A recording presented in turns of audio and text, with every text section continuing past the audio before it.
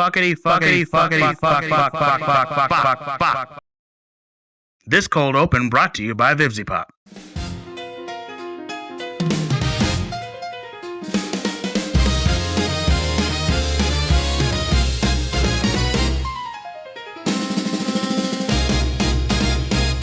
Well, hey there, Indy, turn your dial. Dapper Don's here to make you smile with a co-host sharp and riff so true. We've got the laughs, the rants, the view. What's going on? Oh, what's the word? Indy's the city where we'll be heard. From Monument Circle to Broad Ripple on. What's going on with Dapper Don?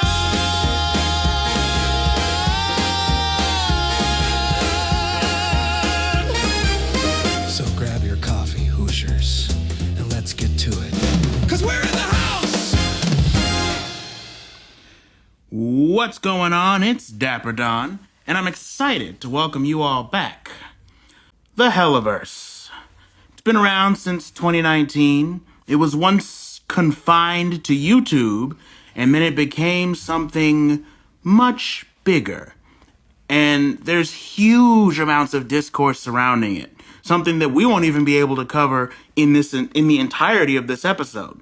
Now, my actual opinion on the Hellaverse is that, I think it's good. I think it's well written. I think that, yes, it has its flaws, but you have to consider that this is an animation from early YouTube during the era where they were trying to be like Ren and Stimpy and random and funny. So an animation coming around that has actual story? Are you kidding me? It's revolutionary. So,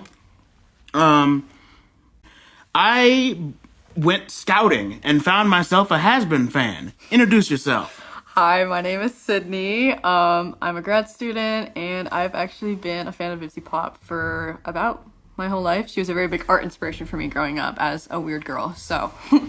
All right. And what are some of your hobbies? So I'm into art. I like to cook. I do triathlons. And I do a little bit of everything, I would say. Oh, wow. That's huge. That's huge.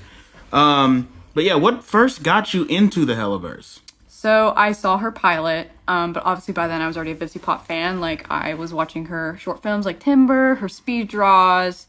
I also actually read the Zoophobia comic when it came out, which it's now lost media, probably for good reason. Didn't really understand the controversy back then, but... Right. And how did you feel when you found out that, these characters that I recognize from this comic are turning into something else? They're not animals anymore, and they're doing their own thing. I was kind of excited because, in Zoophobia, it was Damien. He was the the son of, Satan, stuff like that, and... Then I saw that she made Has-Been Hotel, and it was just like a whole new thing. And I did recognize some of the characters from her speed draws, and I was like, I just love how she designs characters. So I was just really impressed by that. Did you see that freaky thing that was going on where Charlie had the crab arm? No, I haven't. What? The original design for Charlie Morningstar, she had a weird demon arm, I guess. Oh, yes. There's also another character I think she's adding that has something like that. Right. I think, I know Rue is going to play a role. Yes. I know that was a Zoophobia character, right? Yep, Rue. But she was a lot creepier because VivzyPop's old style was a lot more angular back then. It definitely was, yeah. But yeah. And what are your takes on this universe? I mean, I think there is some valid criticism, but I also don't think that all media is, made to be good. It doesn't have to be good, if that makes any sense. If you want a well-written show, maybe don't go for something that, maybe is very challenging to some beliefs and stuff like that, because it's definitely kind of blasphemous from a faith standpoint. But, hey, I mean, it's art. It's gonna take creative liberties, and it's not gonna be for everybody. Right, and the thing about it is, too, I think people are judging it from the standards of, anime, shows that they would watch on the Cartoon Network, stuff like that. They're judging it from those standards. This is a musical made by a Tumblr girly, so it's about as good as it really is going to get. Mm-hmm. But as far as what we're going to be looking at, we're going to be looking at some things to consider about Has-Been Hotel.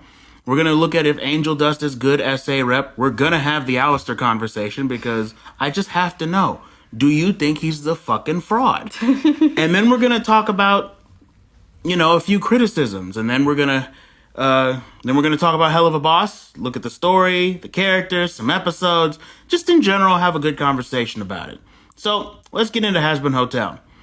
For those of you who don't know, this is not a recap podcast, so I encourage you to go watch it yourself.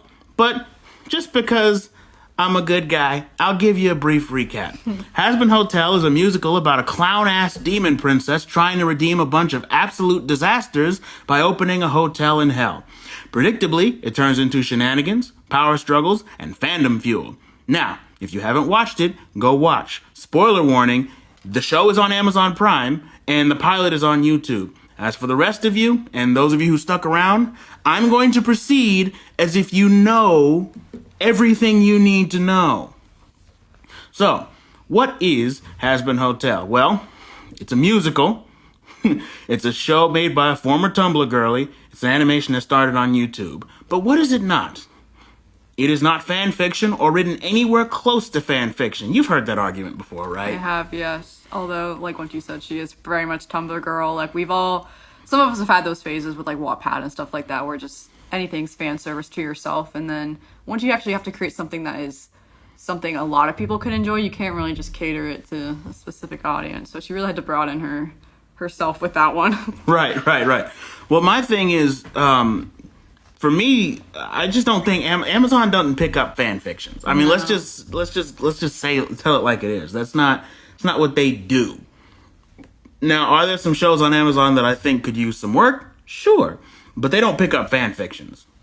Hazbin Hotel is not something that spoon feeds you plot. I've seen a lot of people get mad at the fact that, they didn't explain this, they didn't talk about this, why is this unexplained? And while there are some things that are explained that shouldn't be explained and things that are unexplained that shouldn't be unexplained, you gotta remember that this show was planning to run for 4, 5, 6 seasons? Yep. Including spin-offs? Yep. It's like if they blew their load now, they wouldn't have anything. You gotta give them a chance to cook. I mean, for God's sakes, they were working on the show for 5. They were working on the show for 5 years after the pilot. Right. This is a person who is just now becoming mainstream, if you really think about it. Give them a chance to cook. And I will also say that since it's now picked up by a major studio, they're gonna make some different changes to the plot, and also they're gonna just push it out faster than if it was still being animated by a small team. Like the Glitch productions, you have to wait quite a bit. Yes, you do. And with Glitch's stuff, it takes a lot more. It takes a lot more because 3D animation is just superbly difficult to do right, and the style that they do. Yeah. So it's you're just gonna have to wait for the plot details. The theorizing and stuff is good, but you gotta remember that just because we have theories doesn't mean they always have to be explained. Right. Hazbin Hotel is not appropriate for children. So this pearl clutching about the swearing and the violence confuses me. It's like that, it's the Sausage Party stuff all over again. Oh, yeah, 100%. Yeah. Pete, go ahead. I was gonna say, people think animation just means it's for kids. No, you talked about, at one point, you told me about Family Guy, how you used to watch that growing up. That was not really something that you could have been watching growing up. No. Invent cutaway gags. I know Hazbin has been known to do some cutaway gags. Family Guy did not invent the cutaway gag, right? And, it's the Deadpool thing. It's the people thinking, it's a Marvel movie, it's for kids.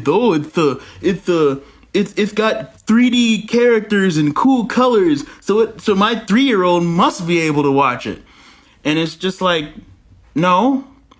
I don't know. It's and people act like they didn't grow up in the era of traumatizing ass animations. Oh my gosh, YouTube was almost like a scary place to be. I mean, it's worse now, but back then, you could be just mindlessly scrolling and you find something weird.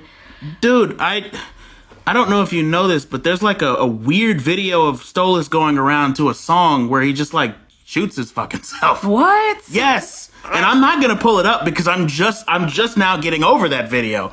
But I've seen the video of that one guy who paid $50K to have Charlie chase after him, she's in love with him. That was crazy. But that in the first take of this episode, I almost forgot to even talk about the Verbalace 50K scenario. I've seen the video, and that has to be one of the worst things I've ever seen on an online platform. Out of everything on the online space, I just got through covering the Hamilton fandom. Okay. And I find that worse than that. That's crazy. You've seen the Thomas Jefferson art, and you think that's worse. No, because like she's like it's like she's blushing and then she's like chasing him and she's the person that animated it was clearly tracing off of like pilot stills and then she's like it's just like if you were gonna do that, why take from your channel fund? Just save up $50K and do it privately. Yeah, mind you, he's grown. Like, that's a grown man. And now he's doing, like, puppet beatbox battles because he's too broke to do the animated ones anymore. Oh, my gosh. It's like the animation on those beatbox battles improved, and then it fell right back in quality because he was too broke to make it. And he claims it's not because of the $50K video, but it's you paid $50,000 to a 15-year-old. Oh my god. To animate softcore porn. Yeah. It's softcore porn of something that most people don't even see as conventionally sexy. So you have to wonder, this guy watches too many cartoons. Like, in shorter words, welcome to the internet. And I think this guy was on like Jennifer Hudson or Steve Harvey. He was on some major show, like a real major, like mainstream show. He's been on TV, so that's another reason why it's so bad. Imagine if I went on TV and then immediately after somebody found out that I spent $100K on an animation of Shrek giving me back shots. That's not. You've seen that video. Yes, I have. It's horrible. It's absolute What trash. is it called again? Shrek is love, Shrek is life. I haven't heard that term in years. Dude, I was introduced to that by my neighbor. Like he had a DS, and at the time I think DS's got like internet, and he had the audio, and I sometimes I do pray for people. But moving on, because that verbal ace, but seriously, all the blushing and then running through Roku City, I just fucking, we're gonna move on. Hazbin Hotel is not poorly written. I've seen that argument many times. No one ever explains it. Mm-hmm. It's like, what do you mean poorly written? Okay, there's some plot inconsistencies. There's some points where, like Lute and Alistair kind of being built up as villains, but then not doing anything that season is not the best writing decision in my opinion. But it's also not the worst. I've seen shows do way worse with their bad guys. Right. So yeah, and it doesn't glorify SA murder toxicity. Like I said, this show comes from somebody who used to draw on Tumblr. If she did that, they would eat her alive. Mm-hmm. I don't know if you knew Tumblr back in 2016, but you couldn't get away with much. Scary place. Now it's all porn, but okay. before they, and it's not for everyone. If you're not a musicals person, you're not going to like this show. If you don't like plot structures where songs and music drive the plot forward, you're not going to like this show. Exactly. I think the musical portion definitely is a big thing. Like, some people just don't like music like that. And honestly, when I first started watching this, I didn't expect there to be so much music. But now we have a really stacked cast, so I'm not complaining. They got people from old school Cartoon Network. They got Richard Horvitz. Mm-hmm. Richard Horvitz, that's Billy, that's Zim. How the fuck? And they had him at the pilot for both Hell of a Boss and Hazbin. Wow. How the fuck did they get Richard Horvitz? I don't know how they pitched that in that studio, but it was a really damn good pitch. I'm telling you right now. For a show that's so badly written, somehow got all these, incredibly talented people. They got Brandon Rogers. I'm surprised they didn't get Markiplier. Villainous got Markiplier. They probably could have gotten Markiplier. They probably will. They probably will at some point. Mm-hmm. I imagine that some character coming up is going to at least feature some YouTube popular gamer. Especially since Dispatch now features Jacksepticeye and... Does it really? Yes. Wow. He plays one of the tough guy characters. I haven't seen Dispatch all the way. I'm trying to avoid spoilers. I'm going to have to watch it, and then we're probably going to have a conversation about it. But now let's move on to the next topic of discussion. What do you think draws people to that damn radio demon? People really like the bad boy characters. They think they can save them. And granted, Alistair's really... not a bad boy, he's just genuinely a bad person. So it's not cute. It's really not. It's this is people. It's basically people fetishizing Jason if he had a microphone. Yeah. It's this guy is This guy would not be out of place showing up to Camp Crystal Lake to kill teens having sex. Exactly. Like, have y'all seen what happened with Ted Bundy? He was conventionally attractive. Oh my god! But a murderer, and they loved him. They wanted him so bad. They got in his car, and that was their last mistake. And even like people sending him letters in jail. Anyway, essentially, like with Alistair too, since they just animated his human form, people are like, "Oh my gosh, he's so hot," but like. This is hell, okay? Like, I know, like, we like the villainous and unlikable characters because sometimes they have, like, a backstory, something redeeming. Right. Like, these people are all just generally horrible. I mean, I say his human form is hot, but that's only because I admittedly like twinks. But in any other circumstance, if that guy was real, I would not find him hot. And then even seeing his hell form, dude's got, like, yellow teeth. Oh, they're really yellow. It's like, this dude looks like Sonic.exe if he decided that he wanted to hop into a 1930s video game, and you want that. You want a guy with a Karen bob and deer horns. No, but you know his breath stinks. Like, oh, it has to. He's a damn cannibal. He's dead. And I don't imagine that they have the proper. I mean, they might have proper tooth care. Do you think they brush teeth in hell? I don't know, because. Like, when you think about animals and having fangs, the only thing they really need to do is chew on some bark or something like that. So, I mean, Charlie might. Any of the characters with canines and not like straight rows of sharp teeth might brush their teeth. But I don't think the lower class do. I just don't think they can. Right, because they have the class system, which I think is actually the power dynamic, and then the class system, I think, does kind of contribute to the argument that it is good writing, because you need those things to have, like, a very well thought out universe. Like, right. Although, sometimes I like the class system, but Blitz has a very nice apartment. And he's supposed to be the lowest species. Somehow he has money. I don't know. And he's I guess, I mean, he's good at what he does, but it's also implied that he does not spend his money responsibly, so I don't know. I don't know, but what do you think repulses people from Alistair? I think it's that repulses them. I mean, I've seen a lot of fans online talking about Alistair, but I think a lot of the people who don't like them just, like, are not, like, gonna just excuse the things he's done. Like, I feel like the people who don't like Alistair are more fans of, like, the actually misunderstood characters. Because, like, there's people who exist in the, wow, you're just terrible category. And then the, you're pretty bad, but, like, you're kind of morally gray. And then there's just the people that are, like, not portrayed as horribly, but they're still in hell. Exactly. So, and you gotta love the fact that he judges people for using others to get power, and yet he himself hypocrite, straight fucking fraud. But you know what? I think that's part of it. Now, people glaze Pilot Alistair because of his mystique and his danger. Yes. And personally, I kind of like the more snake-like Alistair, but I also get where people are coming from, where it's like, if Alistair sees a threat, he's just going to dispatch of it. Mm-hmm. Like, if that was what Pilot kind of implied, that if he wanted to be a bigger bad guy, he would have been.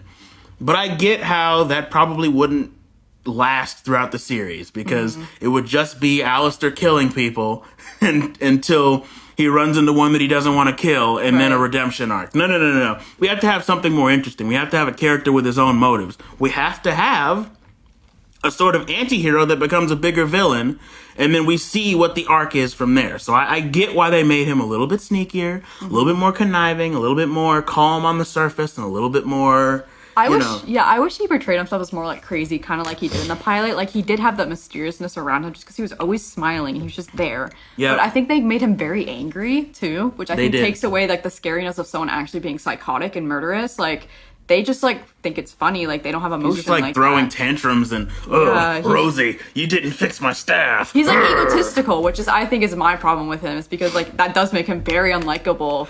And I think him being more psychotic in the sense of, like, okay, you're weird. I think that would kind of, like, help his character. I wonder if maybe that was due to the fact that they, like, had seen how Hannibal Lecter was portrayed. Mm-hmm. And, like, how Hannibal Lecter, despite being as scary as he was, he could get angry. Right. Like, you could piss him off, but he was still very manipulative, very snake-like. Mm-hmm. And, I mean, personally, I think that's a good portrayal of a cannibal. I mean, you can't be a cannibal in the human world and not be sneaky. Like, there are literally deep web forums for the fuckers. Oh.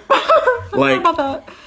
So yeah, no, I think it's good. I think people do glaze him, the pilot version of him, just because of the welcome to the show energy, the fun time Foxy energy. But it's like that can't last over the course of an entire series and be a character that's 3-dimensional and develops. You have to have somebody with some kind of motivation besides, oh, it's just for the entertainment. Other than that, it's a pointless character. So, but yeah. And now we're going to get into a little bit of a divisive conversation. And we're gonna do a trigger warning here, mentions of sexual assault. We will not be going into explicit detail, but we will be talking in detail about Angel Dust and his dynamic with his abusive overlord ruler thing, Valentino. So do you think Angel Dust is good SA rep? I think it's subjective, that's for sure, because SA victims have a wide variety of experiences, and obviously one size does not fit all. So there's like evidence and like from like my field, since I biology major and I am going into the counseling direction. What I do know is that like, oh my gosh, I blanked. You're good. You're good. Yeah, but I do kind of get what you're saying. I think a lot of the misunderstanding with Angel Dust comes from the fact that people think that people who are victims of SA are supposed to not want to engage with sex as much, which is highly misinformed as a viewpoint. Right, because it can make them hypersexual. Like, it makes sense to me that he would want to prostitute himself because he was shown that, and maybe that's how he views love, and that's how he views his self-esteem, is that's all he deserves. And he's a gay mafia man that grew up in, I think, the 50s. Right. It's like, there were he probably was promiscuous just because of the fact that everybody had to be on the DL. And then there were probably men that thought because he was more feminine acting, he quote-unquote deserved it. So he definitely got drugged. He definitely got SA'd in life. This would be like telling somebody with battle scars that wanting to fight to regain control is a bad thing. It's like, you just can't. Like, him doing that is him trying to regain control because someone took away his choice, his right in that sense. So, like, it makes sense once again that, like, he is the way that he is, especially because if we also think about how, going off what you said, like the culture of men having sexual assault experiences, even in today's society, you guys are definitely not as listened to and definitely not as prioritized in those conversations, which makes it unfair in the sense because it's like you aren't believed because you masculinity has these stereotypes. Yes. And one thing that people bring up also is that he keeps violating Husk's boundaries. But I wonder, do you think that somebody whose boundaries has not been respected in the past is going to understand or even acknowledge other boundaries as much? Especially if he was abused at a young age. He was abused at a young age. There were no boundaries. He was under his family's thumb, and whatever they said went.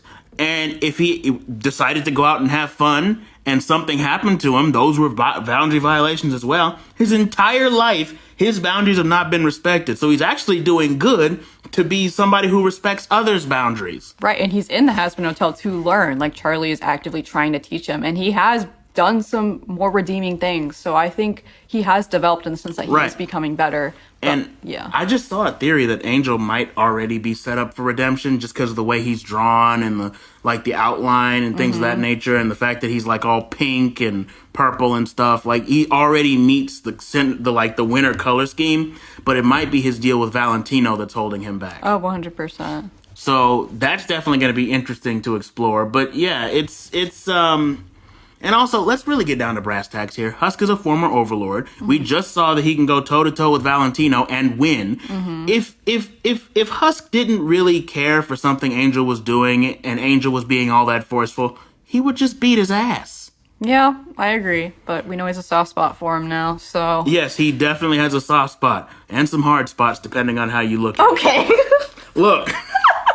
We all saw season 2. No, it made me so sad when he was like, come back, Angel. I was so sad. My theory for that is that Husk is probably going to end up getting Angel's soul and then freeing him from the contract. Because you have to think, Husk probably knows what Alistair did to break his deal.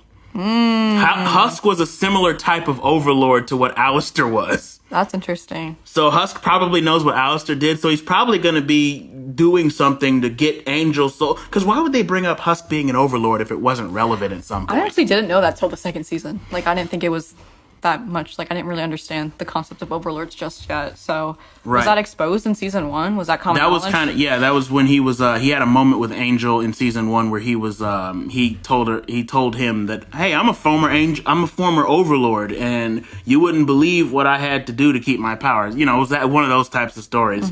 It was a very, like, kind of if you're watching it in the background, you're not gonna get a whole bunch, and overlords really aren't too well explained.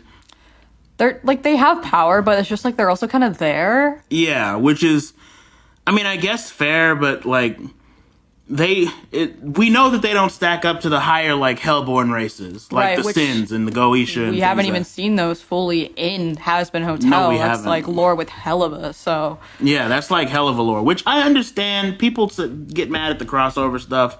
It's like, you gotta wait for them to cross over. Like, they're just now getting the rights to Helava. And Helava probably should be releasing new episodes to conclude the arc that they're currently in. Oh, 100%. Before they start thinking about crossing over with Has-Been. That, and, like, this is a very well fleshed out universe. The fact that they needed a spin-off to explain even half the stuff, like, when it comes together, it's going to make a lot more sense. Right. And I personally think that, and another example of good writing is the fact that Angel Dust is such a nuanced essay victim, because no, they're not perfect little angels that you know, descend from heaven and get taken advantage of, and all of a sudden they've just closed off their legs to everybody in their life. That's highly unrealistic.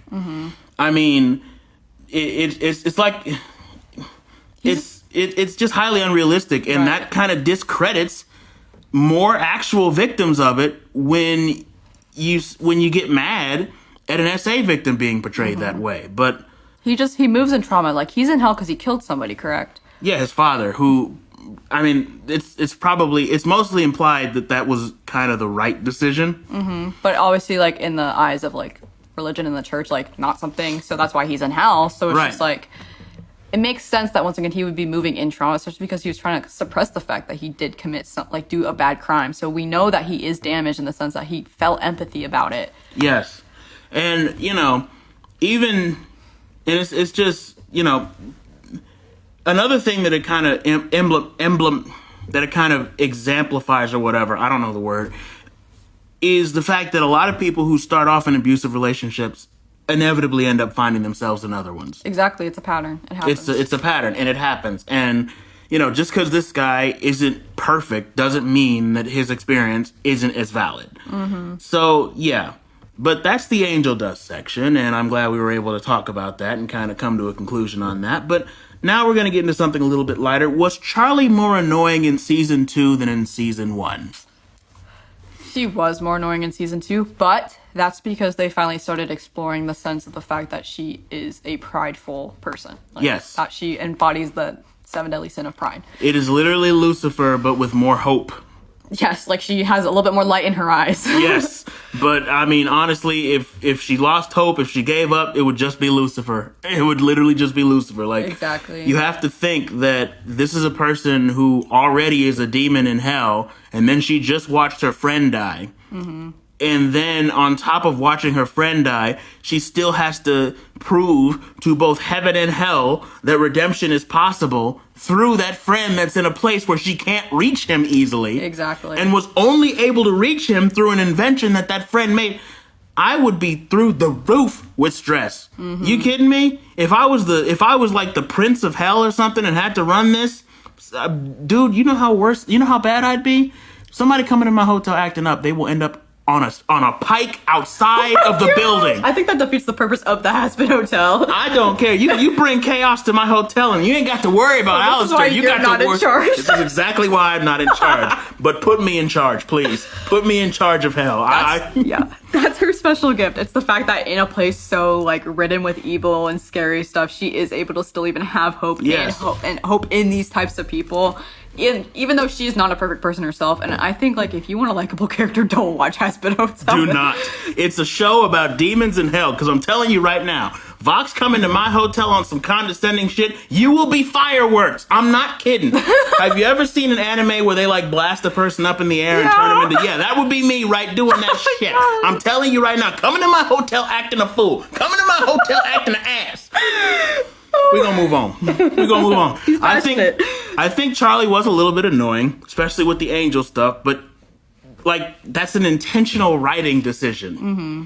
You know, it's one of those situations where like you have to see that this lady is clearly traumatized. Oh, 100%. Like, also, I think the Charlie slander is kind of unwarranted because there are way worse people in this show, and also the fact like she's sweet and like her voice actor is incredible. So it's incredible, especially for the amount of frantic shit that she's able to do while singing, by the way. Right. And granted, she doesn't have like the most enticing character design, but I think that like it kind of fits. Like she's in a place with so much gaudy stuff going on. Like, yes, absolutely. But yeah, I think Charlie is. They're what they're doing is she was, you know, this is how they presented her to you in season 1 in the pilot. Now we're getting into an actual character arc with her. If season 3 is supposed to be about her family dynamics, and that's probably where we're going to see some Charlie development. Right, she was literally abandoned by her mother. So, well, yeah, I mean, she was abandoned by her mother, and then her mother came and took her away from her father all of a sudden. Mm-hmm. So she probably didn't even have what one would call a stable home life. She was probably extremely sheltered with either parent because Lucifer does not go outside, and Lilith, we don't know what her deal is. We don't know where she is. We don't even know where she is. We don't even know if the person at the end of season 1 going into season 2 in heaven even is Lilith. Right, right. I mean, that name hasn't been said yet, but it's one of those situations where you like she's trying to be good in an extremely bad environment. She's sheltered, so you have to imagine that this person's gonna be a little bit annoying because if you were cooped up all day and the only thing you had to guide your moral compass was like fucking SpongeBob or something, you'd be annoying too. If you look out your window looking for guidance and you see someone kill someone, you're gonna think that's normal. Like, you're gonna think that's give normal. her some credit here. I mean, why do you think there's a fucking bar in the hotel? Because drinking is the least of the things you could get up to in hell. Oh, right, 100%. You could be killing or raping, which apparently there are buildings for. Oh, yep, they love it there, unfortunately. Yeah, so I think Charlie's about as good as she can be given the environment. But let's talk about the fallen angel girlfriend of Charlie, Vaggie. Do you think Vaggie has a real personality, a real character arc, or is she just a robot? I think that she was kind of created in the sense that she is second to Charlie because Charlie literally saved her after she became a fallen angel. So it's like she serves a purpose there. And I think it's like nice to have some like sapphic representation in a show because we should just get gay men, which no hate. I know some people like heated rivalry. That's cool. I was about to say that's cool, but like lesbians, like we need some more lesbians. We need some more lesbians. And, you know, I'm not talking about the Steven Universe lesbians. We need more grungy lesbians. Right. We need more like one's got a spear and one can turn you into fucking sparkles lesbians. Like we need more lesbians. I am trying to think of a show other than She-Ra, which I've heard was incredibly. You want to talk about toxic dynamics? Oh yeah, her and Katra. Oh my goodness. Yeah, so we can do better than that. We can do a little bit. I think OKKO might have had some lesbian rep, but notice how it's all like Cartoon Network or Cartoon Network adjacent shows. It's whoever's woke enough. It's whoever's woke enough, right? So yeah. And plus, I mean, she's literally an exorcist angel. These are robots made by a misogynistic man to kill people in hell and probably have sex with him, depending on his mood. So, brother. So, dang it, Adam. So you just have to imagine that these are not going to be people with the most personality. They're literally like the Shadow clones from Sonic the Hedgehog. Like, there's a bunch of them, but and yes, they have minds, and yes, they could have fleshed out character arcs, but they're literally clones. They're gonna start out on one accord until they get exposed to something different. Right. I think with like the newer seasons coming out, like Lute was a threat in season 2, but I think as she becomes eviler, her and Vaggie are gonna have a moment, especially if Lute falls. So yes, absolutely. And then I heard that they might have been exes, so that's gonna be something. Oh, brother. Yeah, I think I read somewhere that they might have done a little oinky boinky. What? And that's probably how Vaggie found out that she was into girls. So yeah. Look, I love Doomed Yowie. I'm sorry, it's just the way you described it. I mean, come on, Spamton and Tenna, Vox and Alistair. I love Doomed Yowie. It's great. That's also why people love Alistair, because they think he's gay. They think he's gay. He is not. He is asexual. Don't necessarily know if he's aromantic. I think he likes romantic gestures. He likes attention. He likes attention. He's literally borderline personality disorder. But he's not sexual. Like, all those fan comments that were coming out trying to ship him with Angel. This is a character that's never shown any interest in sex at all, and you're gonna ship him with one of the most sexual characters in the show. Yeah, that's kind of crazy, guys. It's like the dude looked physically uncomfortable fighting Valentino that one time. He was like, ugh. They're just like, ew. If you're freaking out like the most heinous person you know, like maybe you should stop. Because reminder that Husk was not as freaked out fighting Valentino. He was urgent. He was trying to get Angel. Alistair literally looked disgusted. He was so judgmental. Yes. So, yeah, I think that I think Vaggie's a pretty good character. I think the end, like her arc in season 2 of her trying to find a new name, was because that character was not comic relief at all in season 1. Mm-hmm. So I think everybody in a show like that needs to get their turn being comic relief. 100%. And her just dropping the E is a great joke. Mm-hmm. Sometimes you can have a little goofiness. Mm-hmm. And now we're going to get into something that's even more contentious. Was the pilot better? Oh, yeah. People think it's better because it left enough up to interpretation, not enough fan theories were able to be made in the time before it was actually published. And yes. Once again, like, it was such a smaller fan base, so like people probably felt closer and more like connected to it. Well, yeah, and it's like how, Undertale for a while was just one game for like 3 years. Exactly, yeah. 3 to 5 years, I think. And people got attached to the versions of these characters in their head. And I'm doing that Undertale episode, by the way. It's just going to be really long, so I'm still writing it.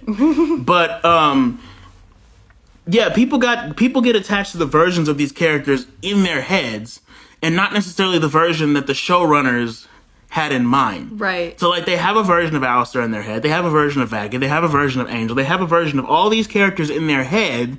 And then the show proper comes out, and it completely changes. It feels like it completely changes, but that's just because a lot of the theories that came out at around the pilot was wrong. Same thing with, like, Five Nights at Freddy's. Like, people don't really like the movies, but even though the actual creator is writing them. And, like, yeah, there is lore that I think is gospel for the Five Nights at Freddy's series, and yeah, Yes. It wasn't in the show, but they put the horror, so I think we're good. That's all I needed. Yeah. And, with Five Nights at Freddy's, it's weird, too, because I didn't think the movies were all that bad. Mm-hmm. They were entertaining. They were entertaining. They did what they were supposed to do. Maybe that's all this show's supposed to be, too. Like, if you're looking for absolutely heart-wrenching, I don't know. If you're looking for something that's going to make you, oh, the lore, you're probably not looking at Hazbin Hotel. Yeah. It's mostly pretty straightforward. The only reason you'd be theorizing about something in that show is if it hasn't happened yet. Exactly, yeah. That's a good way to put it. That's not to say the plot isn't complex, but it's not one of those shows that likes to hide a bunch of lore. There's no Gaster Easter eggs. You're not going to find, like, I don't know. What are people looking for? Gaster twerking in the files or something? I don't know. I think all the lore you're gonna find is just gonna be stuff that's biblically adjacent, because yes. I've seen stuff about Vox's tower represent the Tower of Babel, which is like, if you know the story about the Tower of Babel. Tower of Babel. A bunch of people were building it. It was a sinful structure. This is from what I know. I don't read the Bible. It was a sinful structure, and then God was like, fuck you, you're not doing that. And then all of a sudden, people went from, hey, how you doing, to and then they couldn't build the tower anymore. I think that's how it went. So, yeah. Now, what are your top songs, season 1 and 2? Okay. So, I think my top one... So, I actually have a playlist arranged in that way. My top one of all time is Love in a Bottle, which... Love in a Bottle. It's so good. Like, I love the harmonies. And then, speaking of harmonies, Sarah's Confession, which I don't think a lot of people appreciate, but Liz Calloway, guys, Anastasia, she does such a wonderful job in her songs. Her song with Sir Pentious was very, very good. Mm-hmm. But I do think that Sarah's Confession, this was when the court scene, the Speaker of God, right? Yeah, Liz Calloway is the Speaker of God. Patina is the... Oh, okay. She's Sarah, but... Yeah, it was very, very, because they put their heart and soul into that singing, man. Oh my gosh. I mean, Alex Brightman will do anything. So Alex Brightman will do anything. I think that's, based on how he flirts with Danny Mata, that he probably will do anything. Oh my gosh. I think, okay, this one's also, I think, kind of controversial, but I was a big My Little Pony fan growing up, so I'm used to the cheesiness. Hear my hope. Please. It was peak. Everyone hates it. I see these TikTok. Why does everybody hate it? TikTok rankings, they make me mad. Did they literally not watch the end? Why don't you help him? Help him, you double-dealing manipulator. Come on, that's peak. That's pretty good. And then I'm also a big Jeremy Jordan fan, so the song from season 1 that made it to my top 5 is Hell's Greatest Dad. I know the Jeremy Jordan fans ate good in this season, too. Oh, please. You're acting now like you want teachers' attention. Well, I'm the principal of this eternal detention. Okay, yeah. And then that whole duet was incredible. I love Vox Populi as well. Vox Populi, the people. I think every song that he sings is just so delightfully smug that you can't help but get on board. Mm-hmm. Now, granted, that's not to say that there aren't too many of them. Yep. There's a lot of them. I don't even think that the villain for I don't think Adam got any, he got maybe 1 or 2 songs. He got 2 songs. Vox got a little too many. Just a little too many, but they're still peak individually. Especially Brighter. Rome. Yes, that was really good. I liked Brighter a lot. Yes, and, great way to explain the origin, great way to parallel him with Alistair, with him still being a serial killer, but it being, again, based on trying to get people to support him. Mm-hmm. Which he was a cult leader, I think, is what they kind of portrayed him as, which I think it's nice that he's a little bit different from Alistair. It would be nicer if he didn't look like a cookie cutter version of the same skeleton. Right, yeah, it's they're two sides of the same coin. I get where they're coming from, but come on. Let's do something different here. Mm-hmm. But yeah, and speaking of songs, we are halfway through, so it is time for a groove break. Relax, decompress, get some water, and come right back here for the hell of a boss portion of this discussion. It's going to be just as juicy. You're watching What's Going On with Dapper Don. Stay tuned.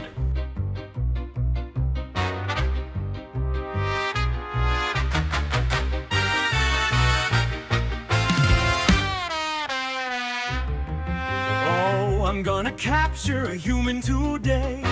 I'll do it all the papyrus way. Traps and puzzles, spikes that sway. You won't get away. I'm the sassy skeleton sentry. Catching you will be so easy. A savior made of magic bones, shapes and tricks you'll never know. You're a problem, I'm a solve, so I can finally claim it all. Deadly maze, don't get zapped. Watch the tiles or you'll get snapped. I'll pick up my brother's slack, don't make me use my special attack. Slip and slide, dodge those bones, turn those X's into O's. Know your fate's in my control. I'm the sassy skeleton sentry. Catching you will be easy. A savior made of magic bones, shapes and tricks you'll never know. You're a problem, I'm a solve, so I can finally claim it all. Catching you will raise my station. Recognition for my patience. I will try to be gracious, but you can't beat my true greatness. I'll bathe in kisses, accolades. Everyone will know my name. My brother may remain the same, but I will relish in the fame. I'm the sassy skeleton sentry. Catching you will be so easy. A savior made of magic bones, tricks and tricks you'll never know. You're a problem, I'm a solve, so I can finally claim it all. Now we come face to face, cold winds howl, our hearts race a battle in this frozen place. I will bring glory to this race. Heavy is the heart that's blue, get ready for something new. I'm your most dangerous enemy, precise patterns cast with glee. And also some spaghetti. Hey! Hey! And also some spaghetti.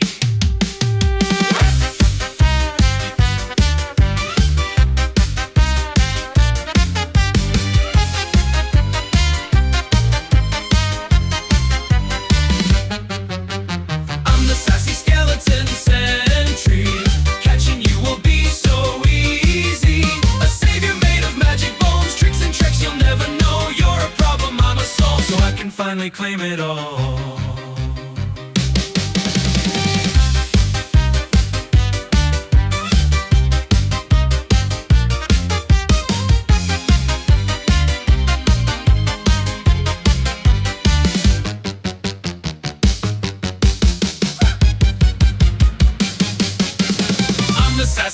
skeleton sentry.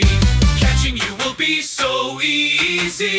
A savior made of magic bones, tricks and tricks you'll never know. You're a problem, I'm a soul.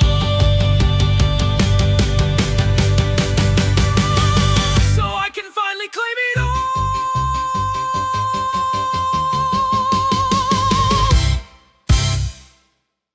You're tuned in to What's Going On with Dapper Don. Don't touch that dot.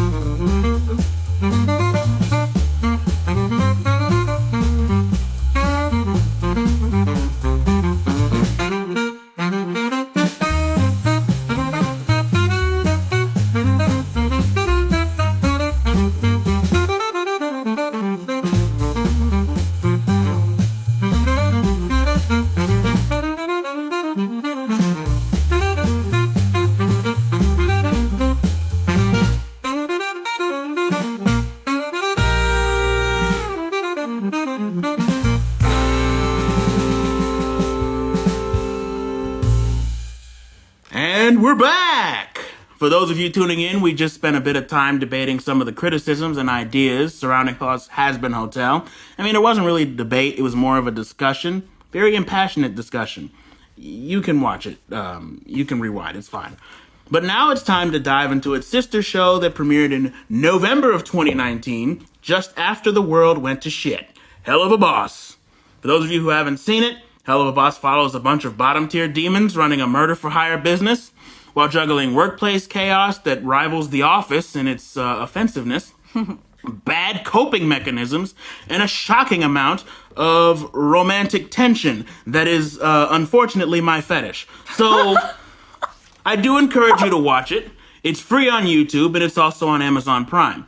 Just like before, from here on out, we're going to assume you know the show. Now, let's get into the juicy stuff. The dynamic between Blitzo and Stolas. It's not a slow burn. It's pretty much messy from the start. Sex is the entry point. Oh, 100%. And, you know, if you're looking at it from an objective standpoint, there's a bit of a power imbalance, but on whose end is unclear. Who do you think this leans most in favor of? You're talking about Stolas and Blitz, correct? Yes. Well, Stolas is anxiously attached, and Blitzo is avoidantly attached. So I feel like Blitz is doing better because you think Blitz is doing better? I mean, internally, not necessarily, but he doesn't think about it as much probably until he does in the the newer episodes. However, in the beginning, usually it's a little bit harder for the anxiously attached person to deal with the fact that their partner does not want to cling to them like they want to cling to them. Right. And you know, it's interesting because in this dynamic, sex is it's not the payoff. It's not what you get when they finally gotten together and they love each other. It's like the way that the dynamic starts. And, most shows would keep this dynamic at jokes only. I mean, you've seen these adult shows where it's like, oh, I'm having sex with this person I don't really want to have sex with because they benefit me. Like, that's supposed to be something that's common. Me, I've never really done that. If I don't like you, I don't like you. But, go off, I guess. This show doesn't really do that. Do you think that's a good or bad thing? Like, the fact that it doesn't really... It doesn't keep it at jokes like how it was supposed to in the pilot. It doesn't stay at jokes. I think there always is, like, I think because the show, it used to just be, like, strictly funny. Like, when they stop the laughing moments just to have a moment of, like, deep stuff, I think it's, like, a little bit of a harder hitter. Because it's, like, you're not expecting that from a show that is meant to be funny. Like, it's Brandon Rogers, for Christ's sake. We've all seen his YouTube videos, like... Yes, we've seen... Oh my, I seem to have spotted a cunt. We've seen him in the park. We've seen him as the mom. We've seen him as the grandpa. Yes. Grab me, bitch. Like, we've seen it all. Yes, we've seen grandpa. We've seen so much. And yet this show manages to really lean into Brandon's credentials as a writer in general. Mm-hmm. Now, I know, say what you want about, the way some of the show's pacing is and how it feels sometimes and how they might woobify Stolas a little bit. Yeah. But... I mean, you can't deny that it's very juicy to watch, and there wouldn't be so much discourse about it if it wasn't. Mm-hmm. So let me ask you: do you find this dynamic funny, uncomfortable, intriguing, or fan fiction-y? Honestly, a little bit fan fiction-y. I will also say, like, I am a bit uncomfortable by it, just because it's like it's hard watching two people struggle like that. Even though I know they're not real, okay? Like, I don't have this parasocial relationship with these characters. However, like, once again, like, they're making you feel something on purpose, but it just makes me sad because it's like both of them are struggling in their own rights, and it's just like, just communicate, for God's sake. Like, why are we? I mean, and when they try to communicate, it doesn't even work out. Like, right. But obviously, like, I think there is like a fine line when you're doing a gay couple, like the fan service versus, because people love to sexualize gay men in media. They do. So kind of starting from sex and then expanding outward from that. Which, since they both moved in trauma, it makes sense that they want to start at that stage because they now have to learn to develop the romance. Like, yes. Stolas came in knowing how to have sex with romance. Blitz did not. He's unattached. So now he's learning how to do the romance, and they're just meeting at two separate sides of the spectrum. Right. And it may be dysfunctional, but they're both learning something from each other. Right. I think people compare this to Angel Dust and Valentino a lot. This is not the situation. Oh, no. For one, there's no binding thing between them except the fact that Blitz needs to use Stolas' book. Right. And then secondly, if Blitz one day said, I'm not going to do this, Stolas would just probably be like, oh, okay. Well, maybe next time. I mean, for God's sakes, one of the central plot points is that they don't do it for like weeks. Right. Because they both have been avoiding each other, and there's no chains that come out and like you belong to me, nothing like that. So it's like it's not like anybody in particular is getting abused. They've been abused in their past does not mean that they are currently in an abusive dynamic. They're in probably the worst situationship of their lives, and if that was my friend, I'd say dump his ass, but Right, I mean, if that was my friend, I'd say not only dump his ass, but break into his house and get your stuff back. But, that's not, it's not real. Just key his car while you're at it. Just key his car, maybe put some sugar in the gas tank. I'm not advising this. I'm not advising that you do this. Do not cancel me. But, a little sugar in his gas tank, maybe pop, you pop his tires, crack his window. And you double down. Right, and, maybe plant like some, I don't know, is marijuana still illegal here? Plant some marijuana in that car and call the cops, How did you... Is that still illegal? Is that still... It's illegal to an extent. It's definitely... It's decriminalized now, isn't it? No, I don't... No? In Marion County, I think it's less criminalized. Okay. Well, not to dox ourselves, but... Cut that out. My intro literally says, well, hey there, indeed. Okay. So it's like, it's not... We aren't doxing ourselves. I already do that in the intro. Okay. But yeah, it's interesting because... I think personally that even though we do have two different attachment styles on display here, both of them are avoided in different ways. Stolas avoids moments where he has to confront the fact that his approach may not be realistic as far as how he deals with love and romance. For example, he wants the romance novel, the perfect, I want to hold you, I want to be with you, I'm completely dependent on you, love. Yeah. But he can't cope with the fact that he has feelings for somebody who is a known deviant who attaches to no one except maybe Moxie and Millie, and even then we don't know if that's serious or if it's just jokes because they seem to take it as a joke. He's it seems to me that he's jealous of them and their connection. So it's we know that Blitz does desire that kind of thing, but he's just so afraid of it. It feels like this looming evil presence that if he lets it in, it's just going to destroy him. So absolutely, he stays closed off. And, they and Stolas is even like that, he doesn't know how to act when he gets post Mastermind, and I'm going to spoil this for you. Stolas lives with Blitz. He gets his power taken away, and he does not know what to do with this new extra affectionate Blitz. Yeah. Now, granted, that's also combining with other things like the fact that he doesn't have his daughter in his life. The ice bitch took her. Oh, yep. So The ex-wife. the ex-wife and the ice bitch took her like they schemed. And people say that that wasn't really a good scheme and that he wasn't planning that correctly. I think he was planning it exactly correctly. It's not that hard to anticipate that getting this imp in trouble is going to cause his little boyfriend to come and do it and switch in favor. It's not that hard to figure out. Right. I think a lot of people don't like the fact that Vivzy Pop writes some characters who plan for the long haul, like Alistair and Andrelvis. They plan for the long haul. They don't make a scheme that you understand immediately until it's done. Right. It's called a villain. I think people are so used to people, Skeletor and Doofenshmirtz, just kind of stating what they want to do outright and then doing it. That Tri-state area. the tri-state area. Oh my gosh, that was so good. Oh man, I love Doofenshmirtz. Especially a platypus plumber, Patty the platypus plumber, Patty the platypus. So our it's next great. episode about Phineas and Ferb. The next episode is probably going to be about Phineas and Ferb. Yes. Oh, I gotta put that on the list. There's a bunch of fandom episodes that I'm gonna have to ask you about later. And since you were in the My Little Pony fandom, Oh my gosh! Tony. oh yeah. Oh, I'm cooked. I just exposed myself on the internet. Yes, you did. Oh, brother. And you know how deep of Don't you dare ask me about Rainbow Dash and Cupcakes. Don't you dare. I don't know anything. My darling, we're gonna go even deeper. No, please. We're gonna go with Rainbow Dash in the fucking jar. Oh, no, please, I don't What was that? What was that BronyCon where they had the ball pit? I want to look more into that incident. I don't know anything about that one, to be honest. Oh, okay. Probably for the best. We're both gonna find out some new things.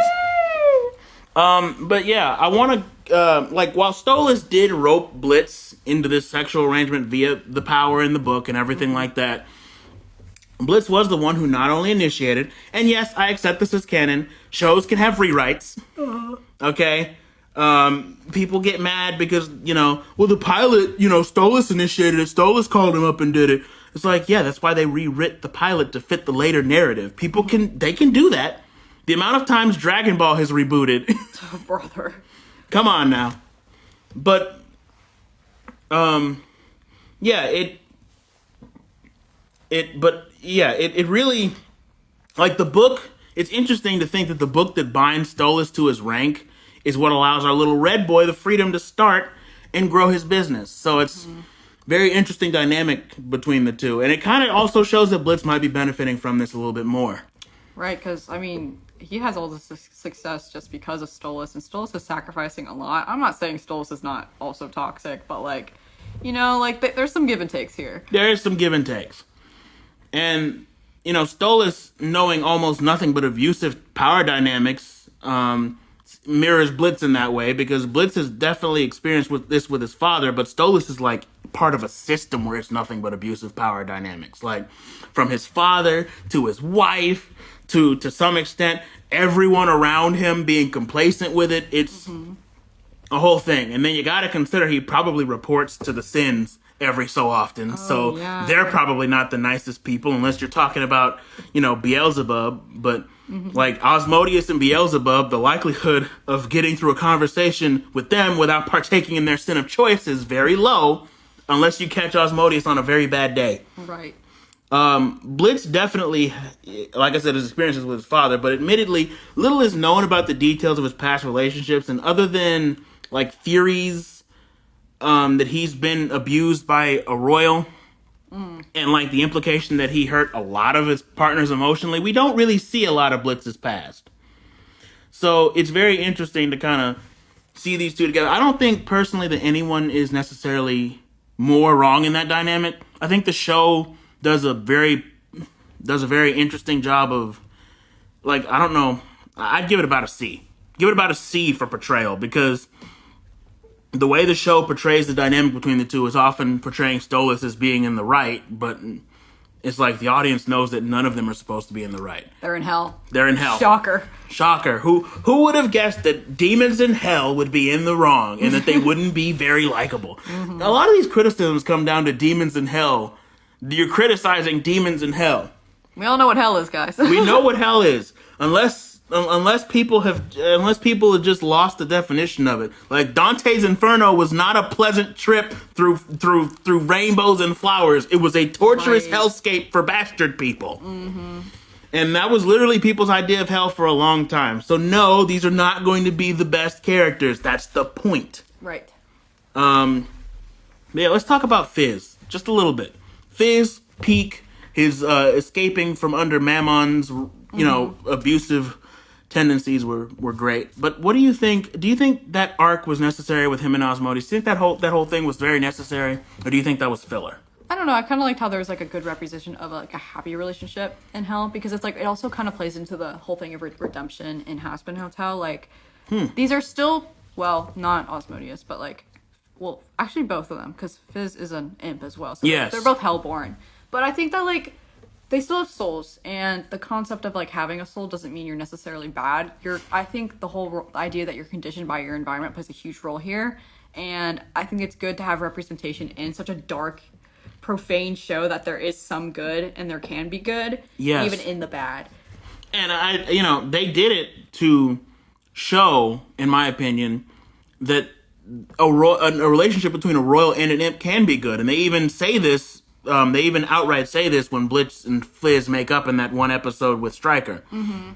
Like, Fizz's relationship with Asmodeus is a lot better than Blitz's relationship with Stolas. And Fizz is even like, yeah, if this guy didn't care about you, he wouldn't even waste his time with you. Right, and like Fizz is showing his brother, like, hey, like, it's possible for us to grow out of the environment we were in. Like, look what I have. Like, you can do it too. And even though they hated each other at the time, there was still that level of care to even have that discussion. Right. So yeah, I think that from a writing standpoint that those arcs were necessary. It seems like filler because it seems like we took a total detour. Mm-hmm. But to be fair, up until that point, it was like a bunch of stolets, and I appreciated the break personally. I appreciated going into something that wasn't toxic yaoi. Yep. So, and Moxie's dynamic with Millie was not enough to give me a break from Blitz and Stolas' dynamic. It was not. I'm sorry. It's very cute. And it's very, very wholesome, and I did love, I do love their dynamic, and I love how it's evolving throughout the series, but it's not enough. And I'm sorry. I like their characters, but it's not enough. Mm-hmm. Now, and speaking of, let's briefly talk about Moxie and Millie real quick. Do you think Millie has a personality outside of being Moxie's wife? Is she very well developed? Oh, I think I struggle with Millie a lot, just because it's like, she does love Moxie a lot, and I feel like Moxie does get more background and flesh out. I mean, they did do like the short with her sister, or that yeah, they did the short with her sister. They showed her parents in one episode, but they didn't take a starring role. Right, like I'm not a big fan of female characters who are just about their husband. So we can obviously say the same thing about Baggy and Charlie. Yeah, exactly. I feel like it's easier to not flesh out your female characters than it is your male characters. Like, but I do think it's nice that like she does have a place in like the whole IMP thing. Like, it's nice because it's like she does balance out the two like the two losers, the two nerds. Like, you know what I mean? And she is a light in that darkness. Yeah, and in hold on, Ghostfuckers, they do flesh out their origin story, and Blitz met Millie at a bar, and they obviously fought first because they were two separate imp assassins, and she was like, no, an imp can't work for themselves, and then they started, and then he finally introduced her to the office and the business he was trying to start in the book, and she was like, oh wow, this is possible. So you got to think, Millie was yet another person who grew up with ideas of her rank and her station, who was robotically set in those ideas. Right. Honestly, between Millie and Vaggie, blind devotion kind of makes sense for those characters, considering how set in their rankings and place in the society that they were. That's a good point. Blind devotion and things of that nature is what makes them feel like they have purpose. So it's understandable that they'd be a little bit more attached than your average, I mean, honestly, I think a lot of that, too, comes down to sometimes Vizzy Pop does not know how to write characters without problems. I admit that. I think all of her characters have a lot of trauma, and I think she's a Tumblr girl. She kind of, like, people in Tumblr kind of romanticize that in the sense that, like, it's present, and the conversation on mental health and stuff like that has been really big in recent generations, but, like, it's also everywhere now. And that's not a bad thing. Like, it's good to be talked about, but it's also just, like, I mean, we are once again in hell. Like, everyone's a little bit fucked up. Yes, so. Exactly.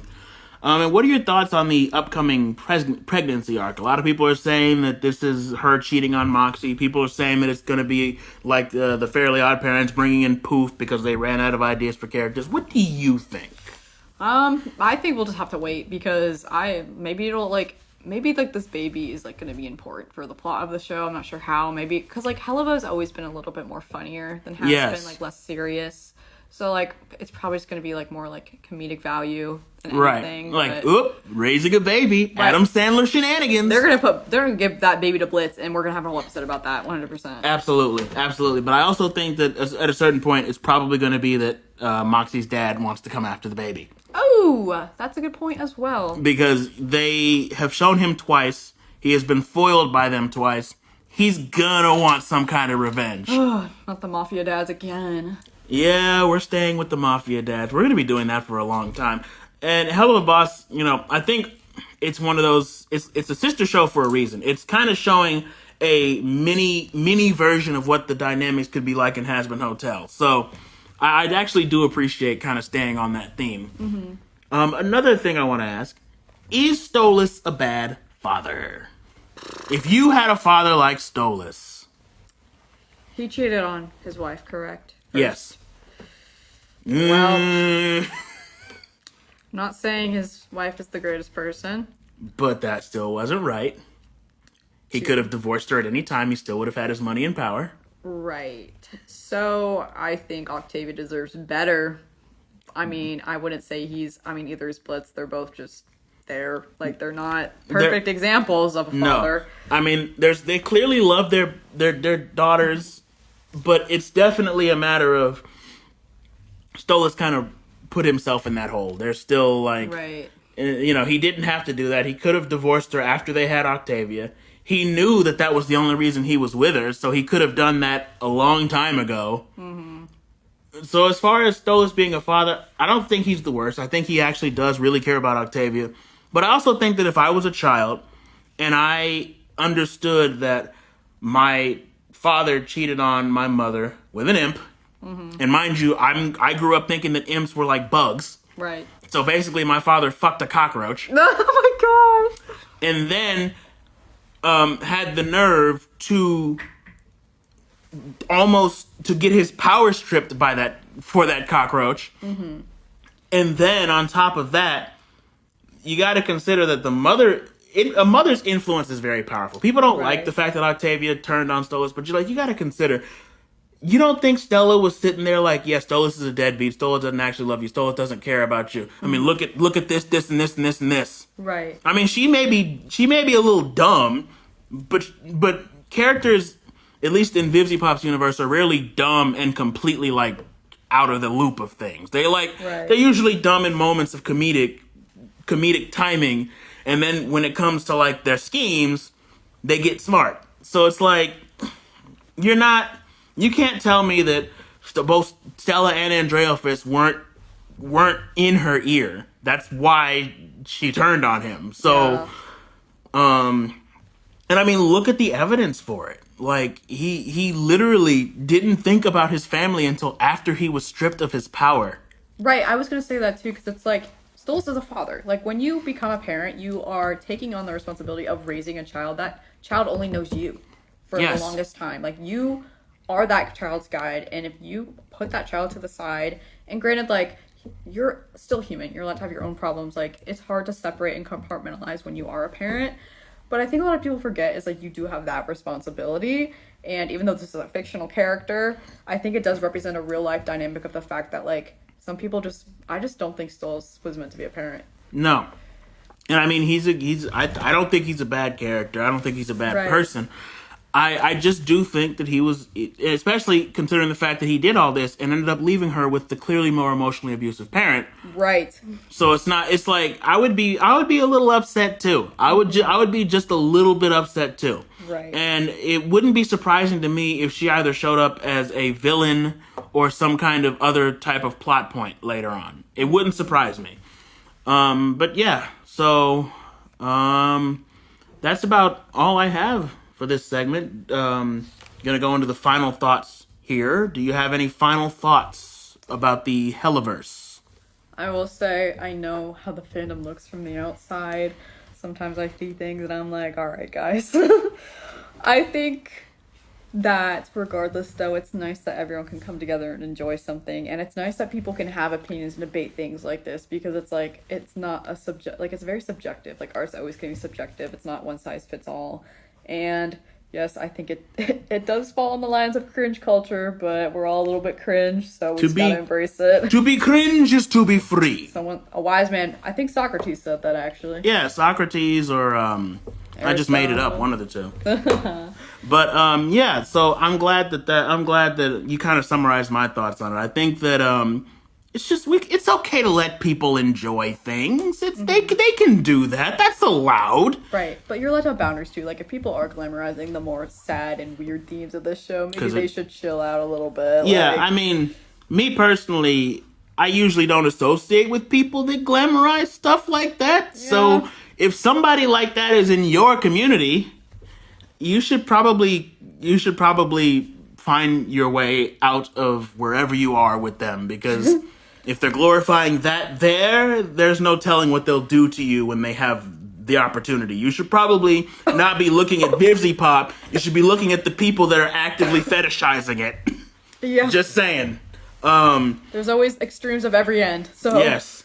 So don't let the fandom taint your enjoyment of it, and really just be prepared to enjoy these shows as they are, and be prepared for when more episodes come out. And if they are disappointing, that's fine. You can have your criticisms on, but remember that bad faith is still bad faith, even if you're getting your talking points from somebody who you view as reputable. Mm-hmm. But anywho, that's all for today's show. If you like this episode, don't forget to like and subscribe. All my socials will be linked in the description, as well as those who helped put this episode together, including Miss Sydney here.